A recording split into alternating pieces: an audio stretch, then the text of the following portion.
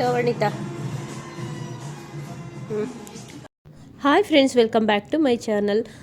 ಬೆಳಗ್ಗೆನೇ ಇವತ್ತೊಂದು ಗಿಫ್ಟ್ ಬಂದಿತ್ತು ನನ್ನ ಮಕ್ಕಳಿಗೆ. ಆರ್ಡರ್ ಮಾಡಿದ್ದೆ ಮೀಶೋಯಿಂದ. ಇದು ಬ್ರೇಸ್ಲೆಟು ಆ್ಯಂಡ್ ಹೇರ್ ಬ್ಯಾಂಡು ಸರ ಮಾಡ್ಬೋದು, ಆಮೇಲೆ ಇಯರಿಂಗ್ಸ್ ಮಾಡ್ಬೋದು. ಇದರಲ್ಲಿ ಅದು ಕಿಟ್ ಅದು ಕೊಟ್ಟಿರೋದು. ಇದು ಯಾವ್ದಾದ್ರು ಬರ್ತಡೇ ಮಕ್ಕಳದ್ದು ಏನಾದರೂ ಬರ್ತಡೇ ಇದೆ ಅಂದರೆ ಹುಡುಗಿರಿಗೆ ಅದು ಬೆಸ್ಟ್ ಗಿಫ್ಟ್ ಅಂತಲೇ ಹೇಳ್ತೀನಿ. ಇದ್ರ ಲಿಂಕ್ ಬೇಕಂದರೆ ಲಿಂಕ್ ನಾನು ನನ್ನ ಡಿಸ್ಕ್ರಿಪ್ಷನಲ್ಲಿ ಕೊಟ್ಟಿರ್ತೀನಿ, ನೀವು ಚೆಕ್ ಮಾಡ್ಬೋದು. ನನ್ನ ಮಕ್ಕಳಂತೂ ತುಂಬ ದಿನದಿಂದ ಕೇಳ್ತಾಯಿದ್ರು. ತುಂಬ ಟೈಮ್ ಸಹ ಸ್ಪೆಂಡ್ ಮಾಡ್ತಾರೆ. ಇದೇನೆಂದರೆ ಹೇರ್ ಬ್ಯಾಂಡ್ ಇವಾಗ ಏನು ಮಾಡ್ಕೊಳ್ತೀವಿ ಅದನ್ನ ಮತ್ತೆ ಹಾಕಿ ಬೋರ್ ಆದರೆ ಮತ್ತೆ ರಿಮೂವ್ ಮಾಡಿ ಬೇರೆ ಥರ ಮಾಡ್ಕೋಬೋದು.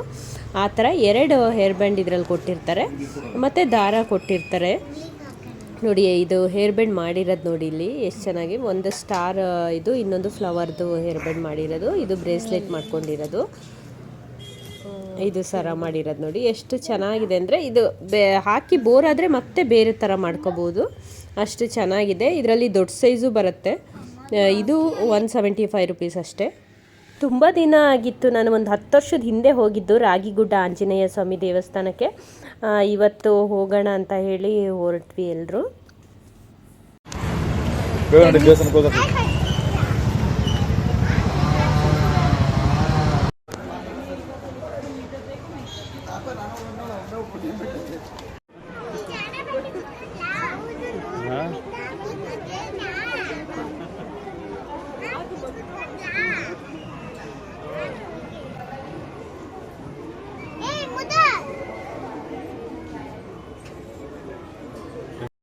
ಹತ್ತು ವರ್ಷದ ಹಿಂದೆ ಬಂದಾಗ ಈ ಥರ ಎಲ್ಲ ಇನ್ನೂ ಸ್ವಲ್ಪ ಡೆವಲಪ್ ಮಾಡಿದ್ದಾರೆ. ತುಂಬಾ ಚೆನ್ನಾಗಿದೆ ಇದು ರಾಗಿಗುಡ್ಡ ಆಂಜನೇಯ ಸ್ವಾಮಿ ದೇವಸ್ಥಾನ.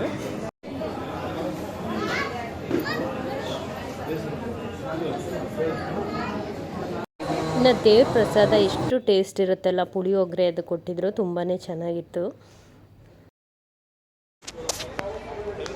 ಇನ್ನು ಮಧ್ಯಾಹ್ನಲ್ಲಿ ಊಟನೂ ಇರುತ್ತೆ, ಖಾರ ಪೊಂಗಲು ಮತ್ತು ಮೊಸರನ್ನ ಅದೆಲ್ಲ ಊಟ ಮಾಡಿಕೊಂಡು ಬಂದ್ವಿ. ಅಲ್ಲೇ ಸ್ವಲ್ಪ ಪಾರ್ಕ್ ಇತ್ತಂದರೆ ಜಾಸ್ತಿ ದೊಡ್ಡದಿಲ್ಲ, ಅಲ್ಲೇ ಆಟ ಆಡ್ತೀನಿ ಅಂತ ನನ್ನ ಮಕ್ಕಳು ಆಟ ಆಡ್ತಾಯಿದ್ರು. ಮಕ್ಕಳಿಗೆ ಆಟ ಆಡೋಕ್ಕೂ ಚೆನ್ನಾಗಿದೆ, ಮತ್ತು ಆರಾಮಾಗಿ ಒಂದು ದಿನ ಒಂದು ಹಾಫ್ ಡೇ ಆರಾಮಾಗಿ ನಾವು ಟೈಮ್ನ ಕಳಿಬೋದು ನೋಡಿ ಇಲ್ಲಿ ರಾಗಿಗುಡ್ಡ ಆಂಜನೇಯ ಸ್ವಾಮಿ ಟೆಂಪಲ್ ಬಂದರೆ.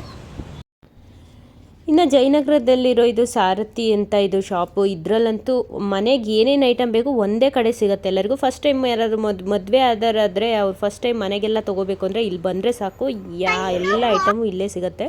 ಇನ್ನು ನಮ್ಮ ಮನೆಗೆ ನಾನ್ ಸ್ಟಿಕ್ ಪೊಡ್ಡೆ ಬರ್ತಾ ಇರಲಿಲ್ಲ. ಇನ್ನು ಕಬ್ಬಿಣದೇ ತೊಗೊಳ್ಳೋಣ, ಹಂಚು, ದೋಸೆ ಹಂಚು ಮತ್ತು ಪೊಡ್ಡಂಚು ಅಂತ ಬಂದ್ವಿ. ಫಸ್ಟ್ ಟೈಮ್ ತೊಗೊಳೋದಾದರೆ ಕಬ್ಬಿಣದೇ ತೊಗೊಳ್ಳಿ, 2 ಅದು ಒಳ್ಳೆಯದು ಅಂತಲೇ ಹೇಳ್ತೀನಿ. ಇನ್ನು ಹಾಗೆ ತೊಗೊಂಡು ಅಲ್ಲೇ ಎದುರುಗಡೆನೇ ಇದೆ ದೋಸೆ ಕ್ಯಾಂಪ್ ಅಂತ. ವೆರೈಟಿ ಆಫ್ ದೋಸೆ ಮಾಡಿಕೊಡ್ತಾರೆ. ಟೇಸ್ಟು ಅಷ್ಟೇ ತುಂಬಾ ಚೆನ್ನಾಗಿತ್ತು. ತಿನ್ಕೊಂಡು ಹೋಗೋಣ ಅಂತ ಇಲ್ಲಿ ಬಂದ್ವಿ. ಅದು ಟೇಸ್ಟ್ ಅಷ್ಟು ಚೆನ್ನಾಗಿರೋದಕ್ಕೆ ಜನ ಮತ್ತು ತುಂಬಾ ರಶ್ ಇತ್ತು. ಪ್ಲೇಸ್ ಖಾಲಿನೇ ಇರ್ತಿರಲಿಲ್ಲ. ಒಬ್ಬರು ಆಗ್ತಿದ್ದಂಗೆ ಇನ್ನೊಬ್ಬರು ಬರ್ತಾ ಇರ್ತಿದ್ರು.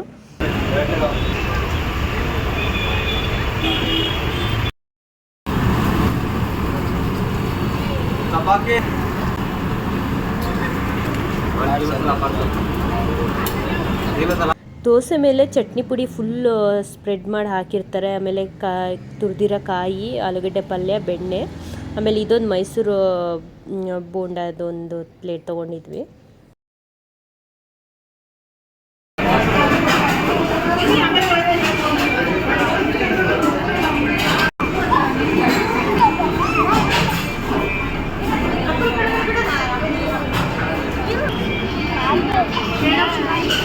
ಇದು ನೋಡಿ ಹಳೇದು ಪೊಡ್ ಹಂಚೋದು ನಾನ್ ಸ್ಟಿಕ್ದು, ಅದಂತೂ ಫುಲ್ ಹಾಳಾಗ್ಬಿಟ್ಟಿದೆ. ಒಂದು ಸ್ವಲ್ಪನೂ ಪೊಡ್ ಹೇಳೋದೇ ಇಲ್ಲ. ನೋಡಿ ತಂದಿರೋದು ಇದೇ ಥರ. ಈ ಥರ ದಪ್ಪ ಹಂಚು ತೊಗೊಂಡ್ರೆ ದೋಸೆನೂ ಚೆನ್ನಾಗಿ ಬರುತ್ತೆ.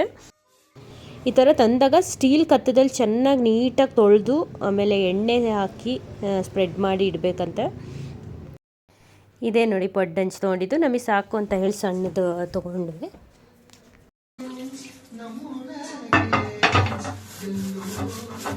ಕಬ್ಬಣದ ಇವು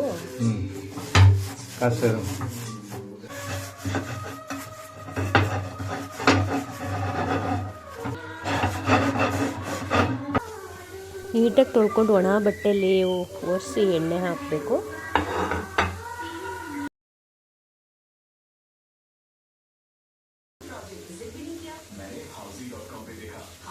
ಇದು ಬರೋಯ್ತಾ ಇದು ಬರಲಿ ಫ್ರಿಜ್ ಮೇಲೆ ಅಡಿಷನ್.